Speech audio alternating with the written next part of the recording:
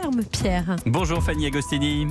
Bonjour Pierre. Vous vouliez nous parler ce matin de, attention, la plus vieille espèce d'arbre au monde et vous l'avez croisée chez nous en France à Clermont-Ferrand. Oui, tout à fait, dans le parc Bargouin, précisément à Clermont-Ferrand. Et je voulais vous parler de cet arbre car il est particulièrement bluffant. C'est un très bel arbre, reconnaissable par ses petites feuilles délicates qui forment deux lobes, d'où son nom, le Ginkgo biloba. Il est ce que l'on appelle une espèce panchronique, c'est-à-dire une espèce qui aurait pu disparaître, que l'on croyait en tout cas à jamais disparu. Certains scientifiques parlent même de fossiles vivants. Et tenez-vous bien, cet arbre est apparu il y a 270 millions d'années, à savoir bien avant l'arrivée des dinosaures. Les dinosaures qui, eux, ont disparu et entre-temps, lui, a survécu. Oui, c'est ça, il a résisté à toutes les extinctions.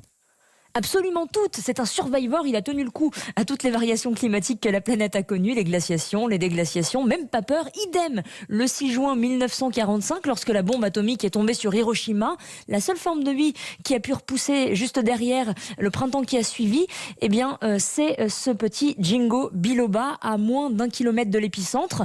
Un arbre qui est étonnant, qui ne craint ni les radiations nucléaires, ni le changement climatique, ni même la pollution. Un arbre si exceptionnel qu'il est d'ailleurs vu comme un symbole d'espoir en Asie. Oui, et il pourrait pourquoi pas devenir le nouvel étendard, l'emblème de la résistance dans les marches pour le climat et pour la lutte contre la dégradation de la biodiversité, tant son parcours du combattant nous évoque la résilience. En tout cas, cet arbre qui transcende le temps va devoir affronter la 6e extinction de masse que nous sommes en train de traverser.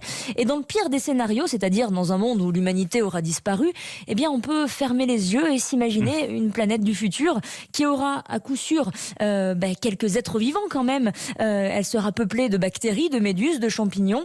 Et pour parfaire le tableau, il y aura aussi ce warrior de Ginkgo biloba. Apprendre des choses au contact de la nature tous les matins. Rendez-vous à la ferme et sur europe1.fr bien sûr. Merci Fanny Agostini.